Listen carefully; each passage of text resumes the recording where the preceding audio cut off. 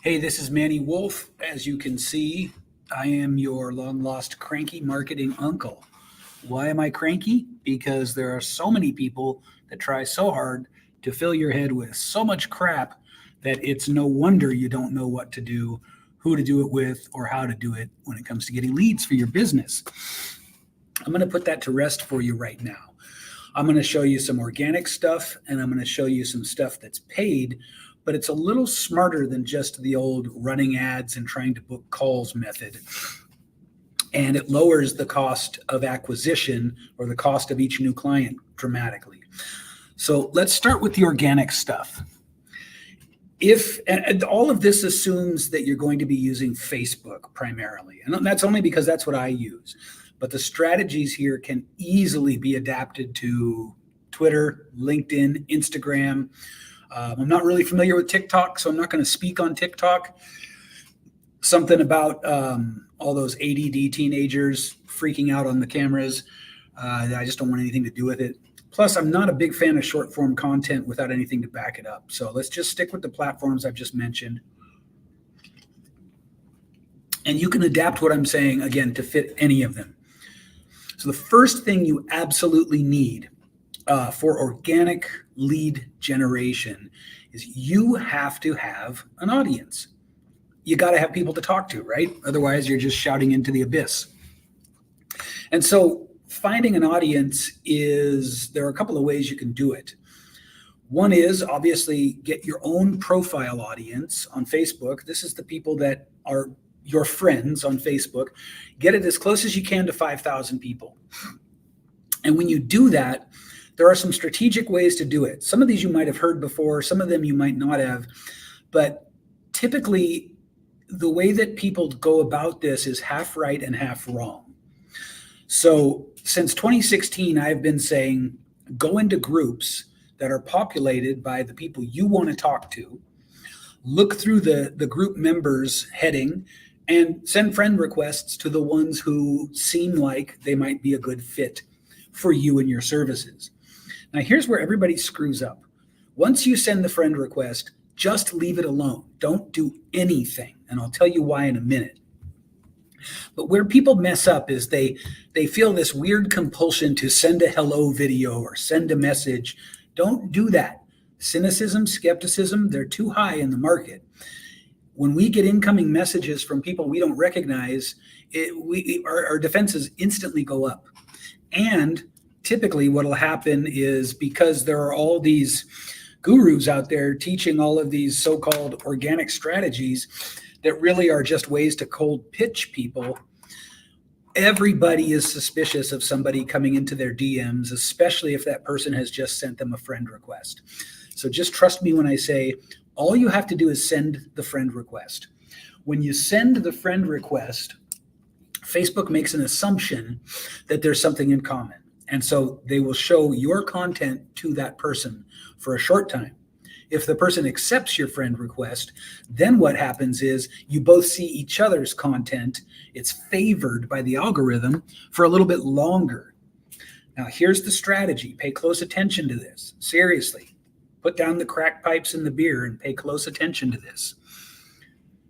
Knowing that the algorithm is going to show new people your content, all you have to do is send friend requests to people who are likely to be interested in your services and then post good content on your profile. That's the whole strategy. As the people see your content, they'll decide whether they want to be your friend or not, or they'll engage with your content, and therefore Facebook will know that there's an interest level there and show them more. This is how you do it without being pushy. So build your audience up to 5,000 or as close as you can get to that. And don't worry that it takes a little bit of time. Just keep doing it, because the bigger audience you have, the bigger megaphone you have. Okay, so that's one piece of the equation. Now, let's assume you've got an audience of some size, and you need to now know, well, how do I make these people pay attention to me? How do I make them pay attention to my offers? How do I even know if my offers are going to be right for them? So there's a couple of things you can do here that will really take care of this elegantly. The first thing is you need to figure out a way to do market research in a way that doesn't feel like market research. Think about it. If let's say you're watching YouTube and you get that little annoying little market research questionnaire that just pops up between videos, most of us just skip it, right? And those that don't skip it aren't answering the questions from an honest place. And for market research, you need honesty. It's got to have honesty. You got to have people tell you what they really think, feel, believe, desire, want, or avoid, whatever it is. And so the process that I use organically more than any other to bring leads into me is I create short, power-packed mini trainings. In fact, if you're watching this, you almost certainly got here through one or more of my mini trainings. So these do three things, and I don't think most people realize this. I think most people think of these freebies as a way to get into sales conversations, which they are, but they also give you real-time market feedback. You know instantly by what you're offering whether people are interested in it or not.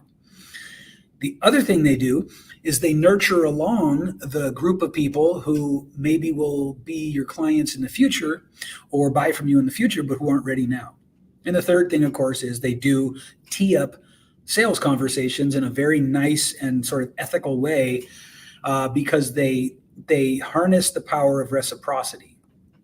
And if you know anything about marketing, if you know anything about persuasion in general, reciprocity is one of the strongest kind of persuasion tools you can use that is not unethical.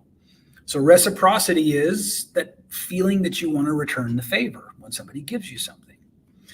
So the freebies do all of these things, and they do them very well. So it's one tool that has three functions. That's a bonus, obviously. So using your freebies, you just start to nurture your audience. This alone will absolutely start to bring you in conversations. It'll start to bring you in leads. Now, that's great for your profile. And I am a big fan of Facebook groups as well, or any kind of groups, really. However, for me, I don't want anything where people have to go from one software platform to another. I don't want that friction. And I suggest you avoid it too, but that's up to you. And I say that because things like Circle and School and Discord are so popular right now. But I'm not a fan of those. I'm not convinced yet. Do your own, figure out for yourself what works best for you. Just understand, when you bring people to a new platform, you're making them do more work. And I don't like that. I want the least friction possible in 95% of the cases. So I like to stay on Facebook, but Facebook does have groups, obviously, and they're very, very helpful. They're very, very powerful. They're very, very useful. So if you were to go fully organic, 100% organic, then you would use your freebies as a way to lead people into your group. Once you get them in the group, they're all there for a reason. It becomes much easier to nurture them. So let's see what we've covered so far. We've covered audience. Got to have an audience. Your audience should match your offer, or you should change your offer to match your audience. One of the two needs to happen. Now that you've got an audience, you're starting to create free mini trainings. And these, again, function in three ways. It's a one tool with three purposes. That's pretty good. So what are the purposes again? Well, lead gen, obviously, nurture, obviously, and instantaneous market feedback. So use them, rely on them. Again, you got here through one or more of my freebies, so you can kind of see that they actually work. Now, whether you've got a group, a profile, or both, and I highly suggest doing both. I really do. You need to continue to come up with content that nurtures that audience, because not everyone's ready to buy at any given time. You've probably heard this. 3% of a market is ready to buy at any time. And then there's like 26% who could be persuaded to buy soon, but aren't ready yet. That's where most of your revenue will come from. So now you've got a group, now you've got a profile, you've built up your profile audience, you're nurturing your group. What do you do next? Well, here's where most people run into a brick wall. they hate selling. They hate talking about sales. They hate talking about money. They hate all of that stuff.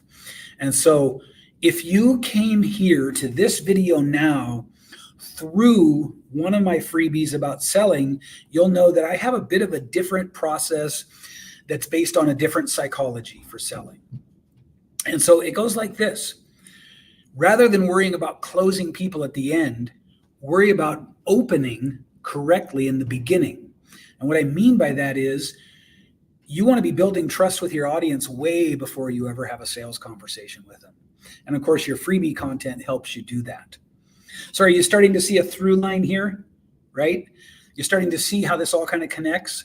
So it's audience, offer, talking to them, testing the market with your freebies, and then getting people into conversations.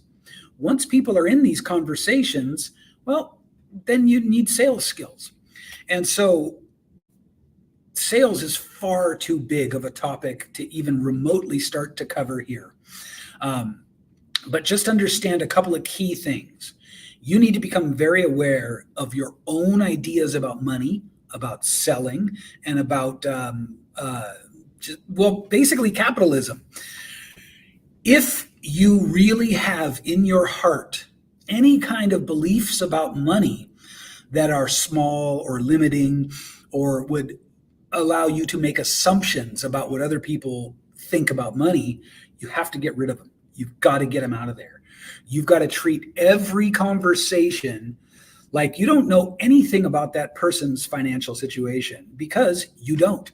Even if they say they don't have the money, it's not necessarily true. Now, I am not a proponent of hard selling at all. I'm not a fan. But I do know that you don't bring your autobiography about money into sales conversations. There's no better way to ruin them, okay? And if you don't sell, you don't coach. And if you don't coach, you don't coach. You get what I'm saying? So you need to learn enrollment. And so the way I handle it is I do something I call trust and permission. Never any surprises. Always asking for permission. Always being as transparent as I possibly can. And I do that because, like many of you, I used to hate sales. And I brought my own money beliefs into every conversation. And as a result, I didn't close many of them.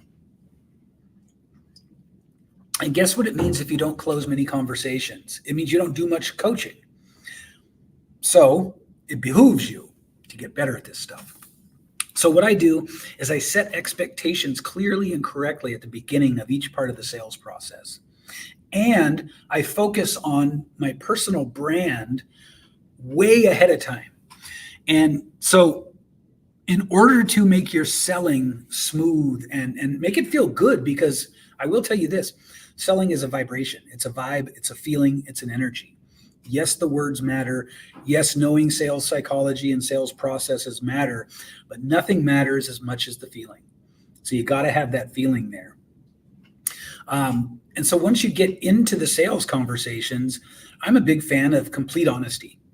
Now, does that mean I tell the price before they know the value? No, that's just foolish. Does it mean I don't know. Does it mean that I'm not persistent? And does it mean that I hold back on asking direct questions? No, because you need those things. But if you tee up the expectations clearly at the beginning of each phase of a sales process, both people are more relaxed, both people feel better about it, and that's how you get people to thank you at the end. So obviously I don't have time to go into the whole sales process here, as I said. I don't have time to go into the whole personal branding process here, as I said. I don't have time to go into how you build your audience profile audience, and a group. These things are each multiple hour trainings, but a lot of it too is it's common enough that you can sort of fake your way through it, right? I mean, you can take what I've said here and you can get a good foundation for how to sort of change what you're doing now so that the whole process feels better for your audience.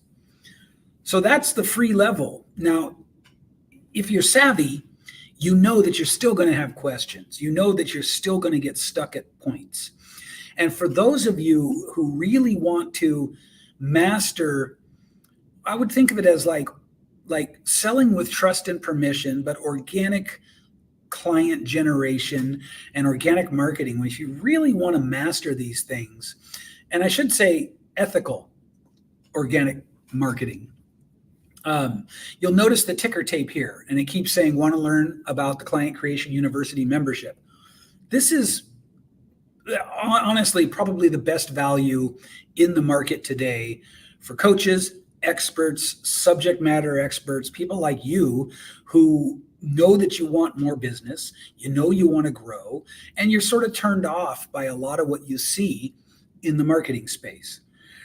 None of this is cold calling. None of it is aggressive sales. It's all very ethical and aligned. And it's brought me and my clients, I don't know how much, but millions of dollars, literally over the last decade. I do like to stay away from income claims because I think they're tacky, and I think the FTC doesn't want us talking about that.